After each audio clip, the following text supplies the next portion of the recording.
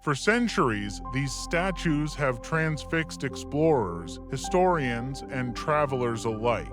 Where did they come from? Why were they made? And most famously, how on earth were they moved? The story we think we know about Rapa Nui is one of mystery and of tragedy. We've heard that the islanders destroyed their environment, that they cut down every tree, that their obsession with statues led to famine, war, and ultimately collapse. A cautionary tale of ecocide written in stone. But what if that story is not the truth? What if the Rapa Nui were not victims of their own folly, but survivors of one of the most extreme environments ever settled by humankind? What if their story is not one of collapse, but one of resilience, creativity, and extraordinary endurance? Welcome to the untold story of Rapa Nui. The Pacific Ocean stretches endlessly, an infinity of blue waves under an equally endless sky. And then, almost miraculously, a speck of land emerges, a dot of green in the most isolated stretch of ocean on Earth. This is Rapa Nui, known to the world as Easter Island. It is one of the most remote inhabited places on the planet, over 2,000 kilometers from the nearest human settlement, over 3,500 kilometers from the nearest continental shore. For the people who first reached this tiny island, the journey here was nothing short of legendary.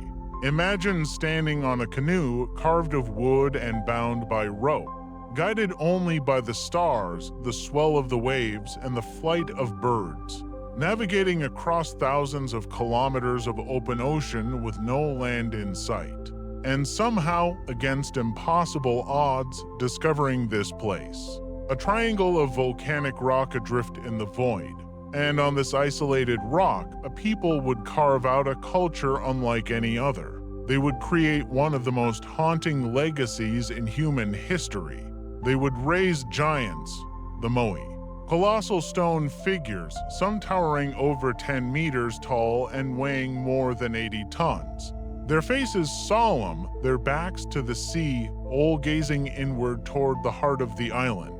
They became silent guardians of a world cut off from the rest of humanity. Rapa Nui is not just about statues. It is about people.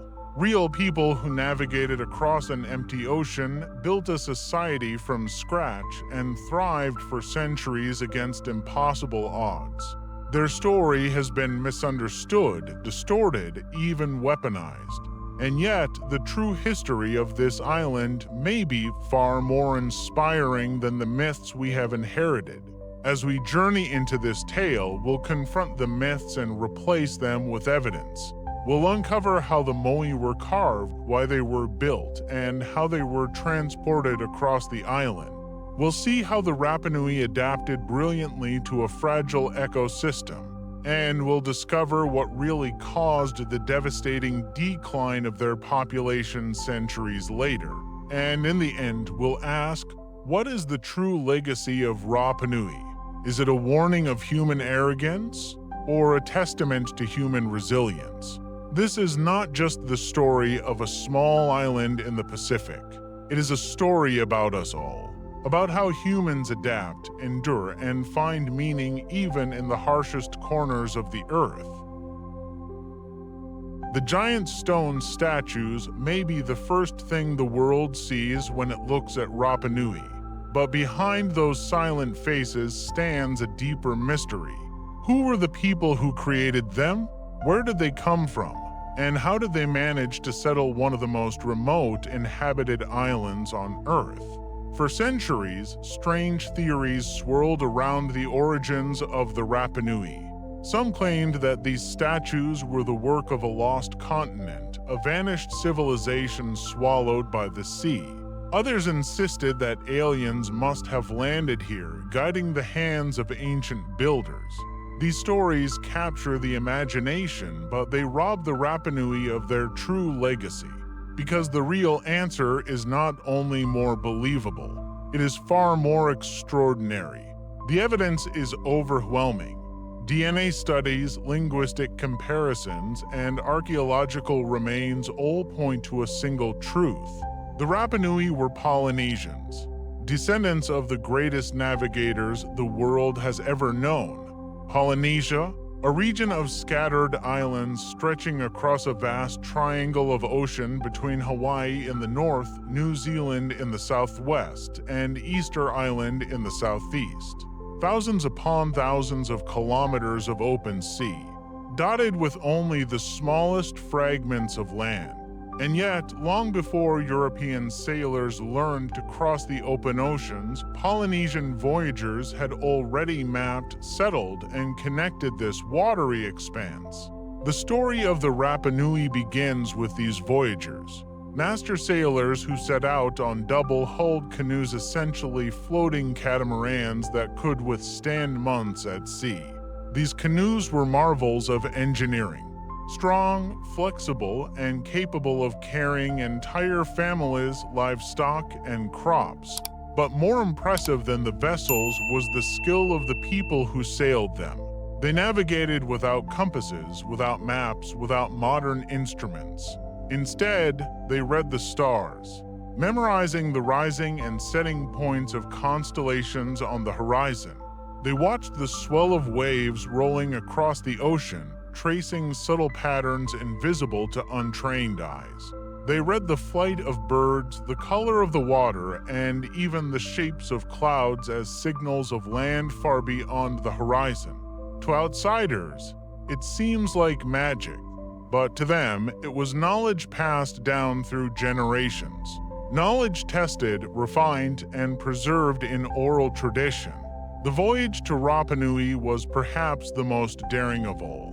Imagine setting out across thousands of kilometers of open ocean, guided only by the sky and the sea. There is no almost with Rapa Nui. You either reach it or you vanish into infinity. That the Rapa Nui's ancestors succeeded is one of humanity's greatest achievements. It was not a lucky accident. It was the triumph of courage, planning, and extraordinary navigational genius. When they finally landed on the island, the settlers brought with them the essentials of life. They carried taro and sweet potato, chickens and tools, and the most important cargo of all, knowledge. The knowledge of how to survive and adapt in a new land, no matter how isolated. On Rapa Nui, that knowledge became the foundation of a complex society. Archaeological evidence reveals that the island was divided into clans. Each clan controlled its own territory, and each was responsible for constructing ceremonial platforms called Ahu and the Moai statues that stood upon them. These clans competed fiercely for prestige, but they also cooperated, sharing resources and rituals that bound the community together. The Moai, in this sense, were not just stone monuments. They were social markers, symbols of identity and legitimacy. A clan with more Moai, or with larger and more finely carved statues, gained greater honor, and yet, beneath the competition lay a unity, a shared belief that their ancestors' spirits, embodied in these statues, protected and nourished the living. This was not a simple society of primitive islanders. As early European visitors once imagined, it was a society of engineers, sculptors, priests, and navigators. People who understood their world in ways we are only beginning to appreciate. And here lies the great tragedy of the myths that grew around them by imagining that aliens must have built the Moai. We dismiss the genius of the Rapa Nui by suggesting that they were reckless destroyers of their own island. We ignore their resilience and ingenuity. The truth is that the Rapa Nui were part of a vast Polynesian network, one that celebrated exploration, honored ancestors, and expressed power and devotion in stone. If we pause for a moment, we can see them not as a mystery, but as a reflection of ourselves. They dreamed, they competed, they cooperated, they sought meaning through monuments and memory. And in carving their ancestors into stone, they gave us one of the most hauntingly beautiful legacies in the history of humankind. So, who were the Rapa Nui? They were voyagers who defied the ocean. They were builders who shaped the land into sacred space. They were a people who turned isolation into identity and hardship into heritage. Their story is not about fantasy. It is about the astonishing reality of what human beings are capable of when guided by courage and community. And it is only the beginning of what Rapa Nui has to teach us. For most of the world, the Moai are a mystery carved in stone. Giant heads staring into nothingness, silent faces that seem to hold secrets from a forgotten past. But for the Rapa Nui, these statues were never just stone. They were living presences. Ancestors return, guardians watching over their descendants. When the first Europeans arrived on Rapa Nui in 1722, they assumed the Moai were gods. They saw the statues towering over the landscape and thought they represented divine beings. But the truth, preserved in oral traditions and confirmed by modern anthropology, tells a different story. The Moai were not gods. They were Aringa, or the living faces of deified chiefs and ancestors. To the Rapa Nui, life did not end with death. A great leader could transcend mortality. Their spirit, their mana, could be harnessed and embodied, and the way to make this presence permanent was to carve it into stone. Each Moai was therefore a portrait not in the literal sense, but in essence, a monumental embodiment of an ancestor's power, standing to protect and nurture the community they had once led. This is why the Moai were not placed randomly across the island. They stood on ceremonial stone platforms called ahu, always facing inland, never toward the sea. Their gaze fixed on the villages, fields, and people they were meant to guard. Their backs to the ocean, their eyes toward their descendants. They watched over the crops, the families, and the land itself. The people believed that through this gaze, the mana of the ancestors ensured fertility, prosperity, and stability. Imagine walking across the island centuries ago. Everywhere you turn, the faces of your ancestors look back at you. Towering above the land, silent yet commanding, they remind you that you are never alone. Your lineage surrounds you, protects you, and demands your respect. Every harvest, every ritual, every moment of survival was intertwined with the belief that the Moai were watching. This obsession with carving and raising Moai became the heartbeat of Rapa Nui culture. It was not simply art. It was devotion.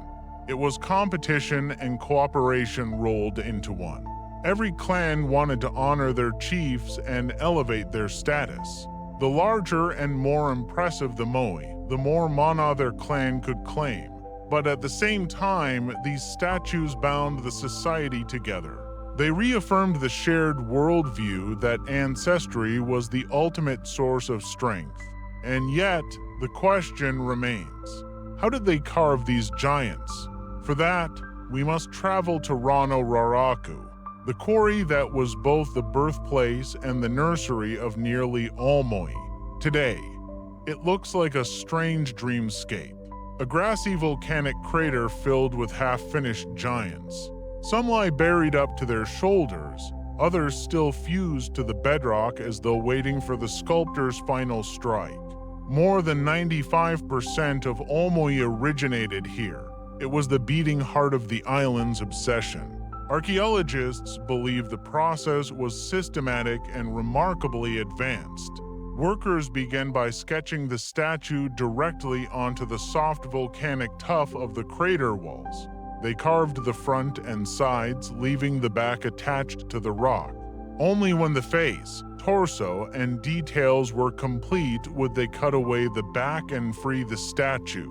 The Moai was then slid downhill on prepared tracks, waiting to be raised and transported across the island. The scale is staggering. Some statues are modest, just a few meters tall. Others are monumental, up to 10 meters in height and weighing over 80 tons. The largest unfinished Moai still in the quarry would have stood over 20 meters tall and weighed an unimaginable 100 tons. Had it ever been completed, it would have dwarfed almost every other statue in the ancient world.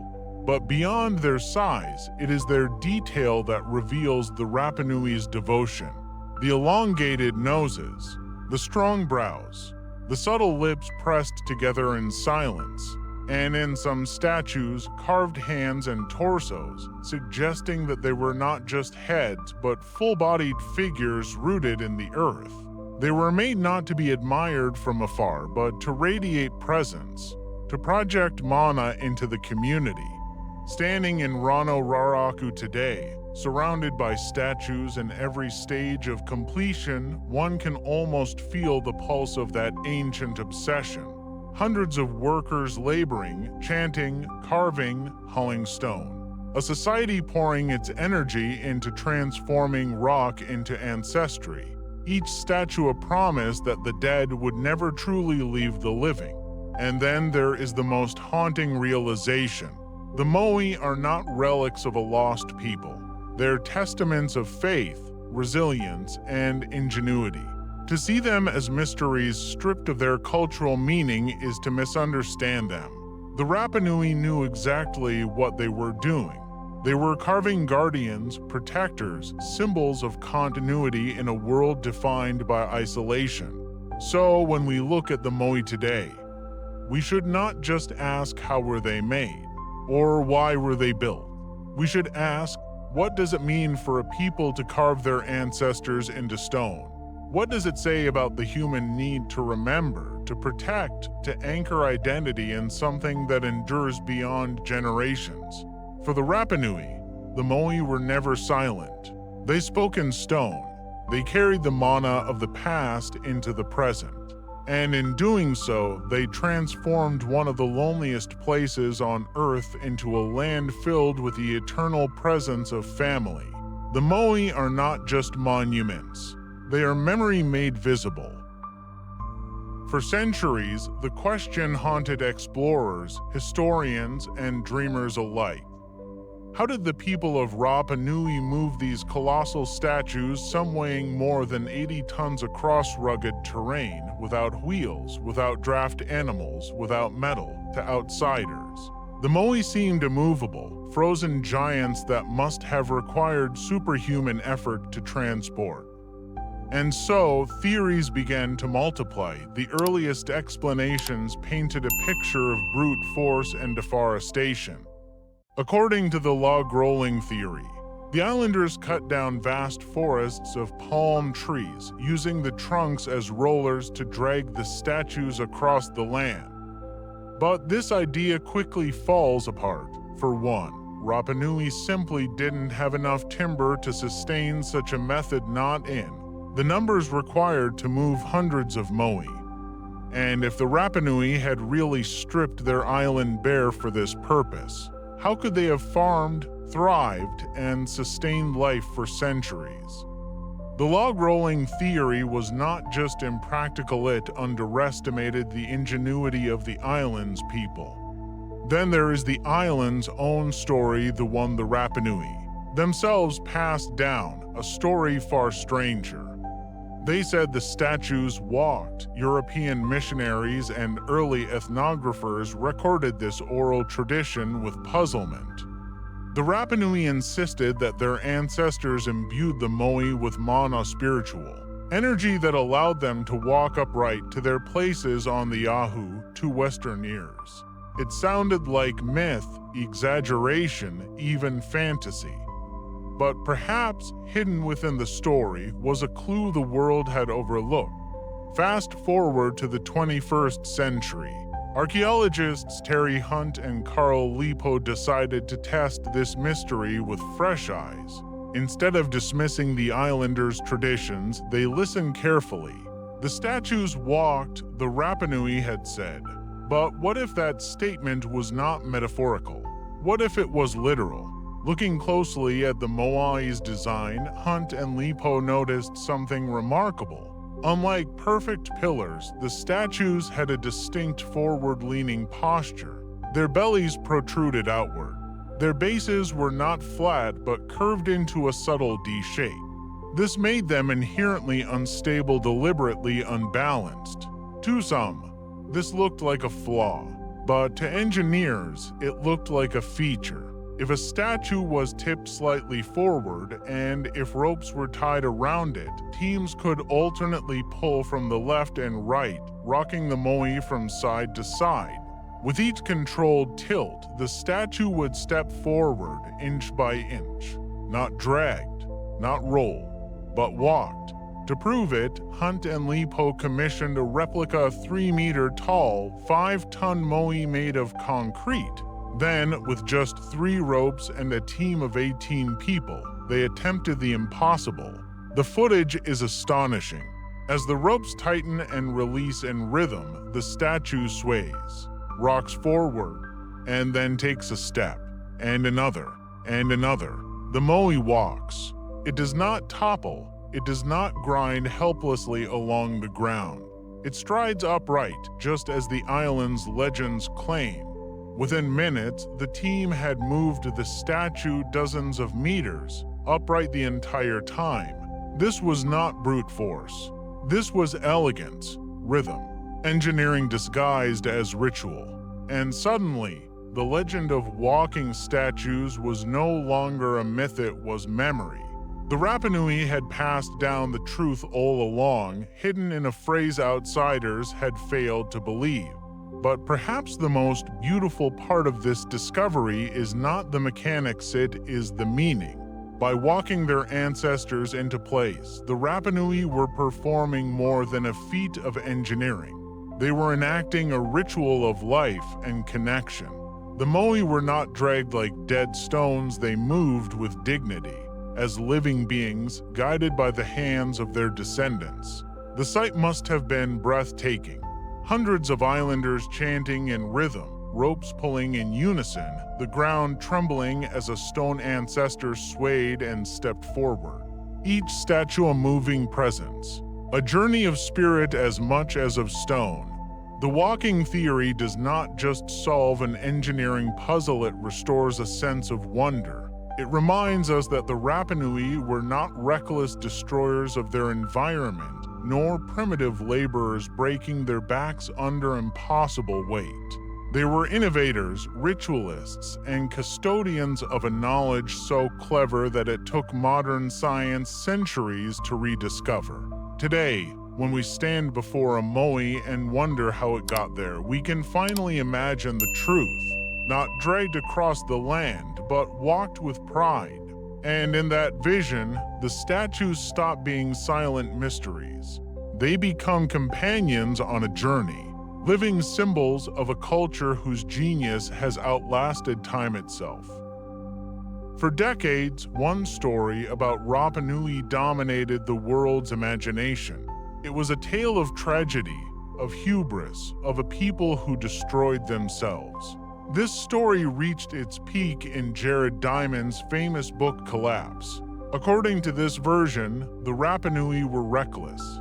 They chopped down every tree on the island to move their statues. They stripped their home bare, triggering soil erosion, crop failure, starvation, war, even cannibalism. And so, Easter Island became the ultimate cautionary tale. A civilization that committed ecocide, ecological suicide. It was a compelling story. Simple, dramatic, even moralistic. But like so many simple stories, it was also wrong. Let's peel back the layers. Yes, the forests of Rapa Nui vanished, but the idea that the Rapa Nui blindly cut down their last tree just to move a statue, that is a myth. The truth is far stranger and far more interesting. The real culprits, it turns out, may have been much smaller. When the first Polynesian settlers arrived around the 12th century, they brought with them an uninvited passenger, the Polynesian rat. Within decades, these rats multiplied into the millions. And what did they eat? The seeds and nuts of the giant palms that once blanketed the island. So even when trees were cut for canoes, houses, or fuel, the forest could not recover. Every seed was devoured before it had a chance to sprout. Slowly, silently, the great palms disappeared not by human madness, but by the teeth of rodents. But here's the twist. The Rapanui did not collapse in despair. They adapted. Brilliantly. With fewer trees and fragile soils, they invented entirely new ways to farm. They built rock gardens, fields covered in broken stones, which captured moisture, reduced erosion, and kept the soil fertile. They dug deep pits lined with stones where bananas, taro, and sweet potatoes could grow sheltered from the wind. They even cultivated nutrient-rich composts from seaweed and volcanic ash. Far from being reckless destroyers, the Rapanui were master survivors. They sustained a population of thousands on one of the most remote and resource-limited islands on Earth for centuries. So, what caused their true collapse? Not self-destruction, but contact. In 1722, Europeans arrived. They brought diseases against which the islanders had no immunity. Smallpox, tuberculosis, syphilis, silent killers that swept through the population. Then came slave raids, especially in the 1860s, when Peruvian ships kidnapped thousands of Rapanui, leaving the island devastated. By the late 19th century, the once thriving society had been reduced to just a few hundred survivors, not because of ecocide, but because of colonization, exploitation, and disease. And yet, even through all this, the Rapanui endured. Their language survived. Their dances, their myths, their mana, still alive today. So, the next time someone says Easter Island is a parable of self-destruction, remember, that story tells us more about our own fears than about the Rapanui. The truth is far richer. They were not cautionary fools. They were visionaries. They were survivors. And perhaps the real lesson of Rapa Nui is not about inevitable collapse, but about resilience, about the human capacity to endure, to adapt, and to keep walking forward even when the world seems impossible. When we look at Rapa Nui today, it's tempting to see only the ruins. The bare hills where forests once stood, the scattered Moai, silent and solemn, and to tell ourselves a simple moral story of collapse. But that is not the true legacy of this island, because the story of Rapa Nui is not a parable of human failure. It is a saga of human brilliance, of survival, of creativity against impossible odds. For nearly 1,000 years, the Rapanui thrived in one of the harshest, most isolated environments on Earth. No rivers, little rainfall, limited resources. And yet they built monuments that continue to inspire across the globe. They sustained communities through ingenious farming techniques.